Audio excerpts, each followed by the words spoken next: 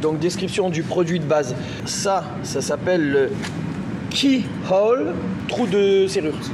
Trou de serrure, parce qu'on voit bien. Une encoche en trou de serrure. Voilà, encoche en trou de serrure, on dirait que tu peux mettre une clé dedans. Et ça en fait ça sert dans tous, c'est parce qu'en fait il y a un effort qui est fait là, ça fissure. Tu vois par rapport à un céramique qui est continu, là on a les encoches, ça permet d'avoir des impacts dans la matière pour enlever. Et c'est aussi pour ça que tu vois que c'est ouvert comme ça en biais et en biais. En fait plus c'est ouvert, plus tu enlèves de matière, plus ça choque. Donc ça s'appelle le segment. Là, le tracé noir que tu vois, c'est parce qu'en fait ça à ça c'est raccordé au laser. Cette partie-là, c'est ce qu'on appelle le centracier. Le centracier. Ouais, j'avais un trou en fait. J'ai fait croire que je voulais que tu donnes la réponse parce que j'avais oublié. Et puis là on est bon, hein. Oui. Ok, là on est bon.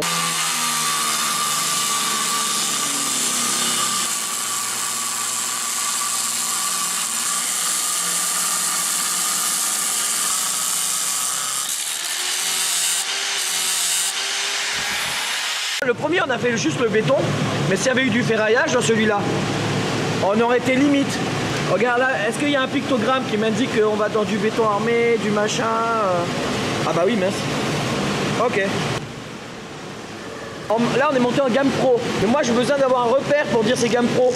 La galère pour moi, c'est que j'ai essayé de trouver un repère pour toi pour dire comment tu vas comparer dans les marques les gammes pro, les gammes amateurs, le super produit.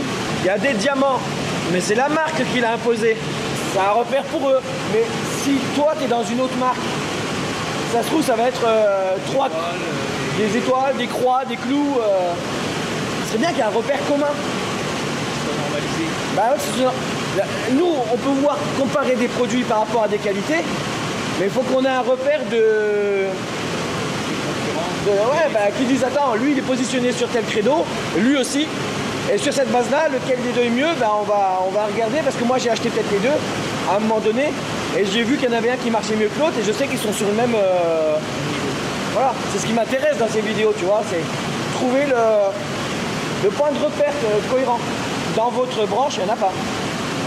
En 3, tu fais le job, mais il n'y a pas forcément de durabilité, etc., etc. Et 4, on passe dans des catégories pro.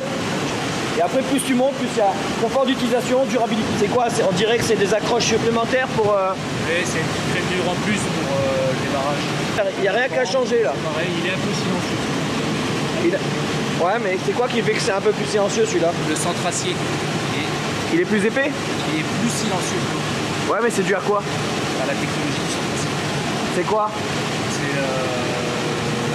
C'est un concept de centracier différent pour être silencieux. T'as pas le droit de dire! Mais c'est pas le plus silencieux comme le glam. En sortie hauteur, on est plus long là? Oui. On est à combien là? 12. Et avant on était à 10.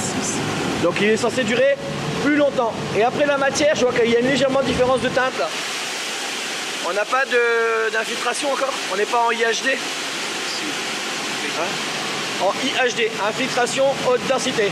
J'ai bon? Exact. Ok, non, on t'expliquera ça après. Allez. L'aspirateur est posé derrière. Il coupe, c'est censé absorber une partie. Ah, ça on le sent. Ça fait comme ça. Et retrie les poussières comme un tri de déchets.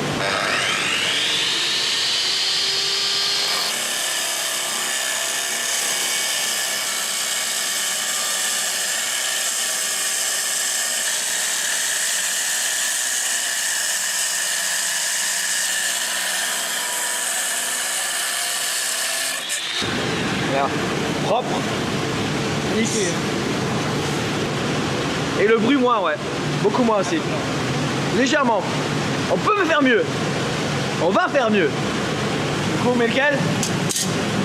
L'extrême silencieux. L'extrême. Ah, ça c'est comme pour les grosses bécanes. Là, on avait Ça c'est l'extrême béton, c'est le 4x4 je crois. Non, ça c'est le plus haut. On passe directement au top du top quoi.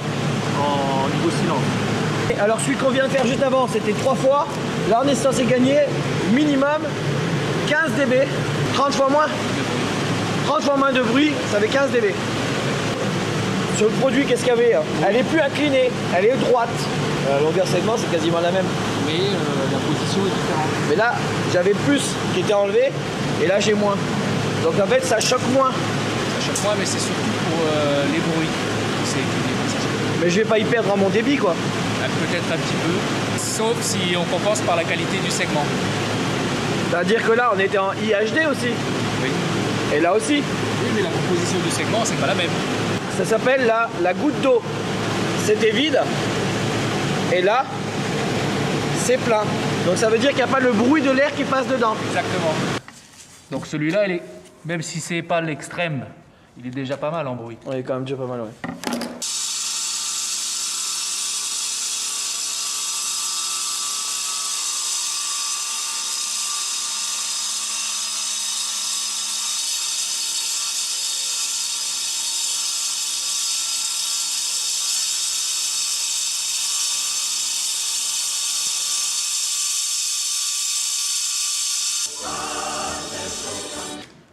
Le silence surtout. Ouais. Parce que la coupe, en fait, il coupe très bien tous les trois. Hein. Sauf que celui-là, si tu prends un classique, il va le faire de temps en temps, mais si tu fais de l'intensif avec, au bout d'un moment, il va plus couper, il va brûler. Ouais. Alors que les autres, non. Et d'ailleurs, pour réaviver le disque, on peut le faire avec ça?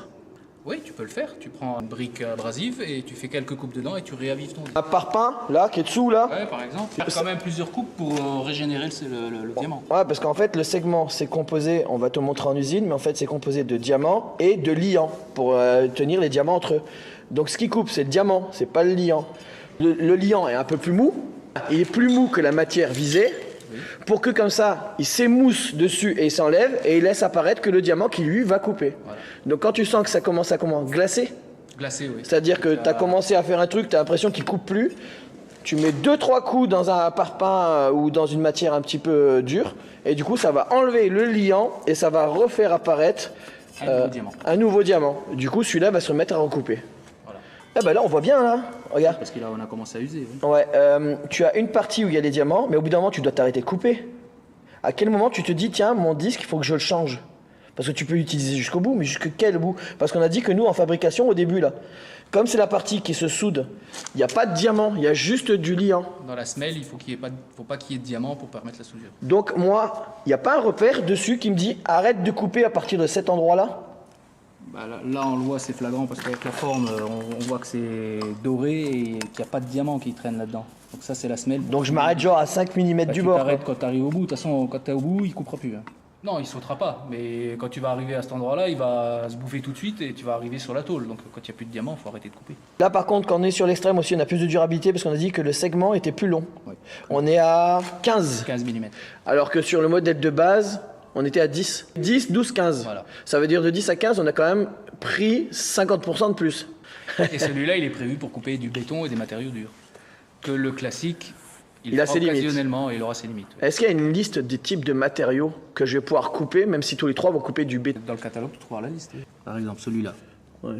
C'est un disque sous des lasers pour un usage fréquent sur une large gamme de matériaux et sur le béton renforcé. C'est quoi un béton renforcé? Béton armé.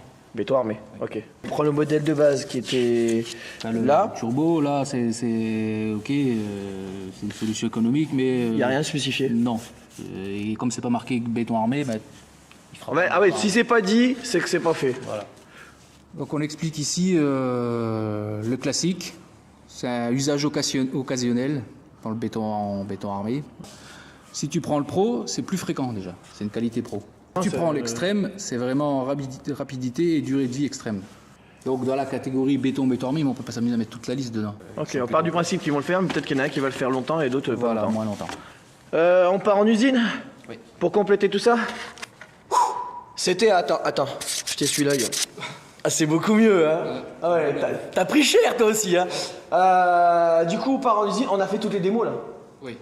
Ouais, c'est déjà pas mal. On peut faire plus, mais il faut plus de temps. Ouais, carrément. Attends.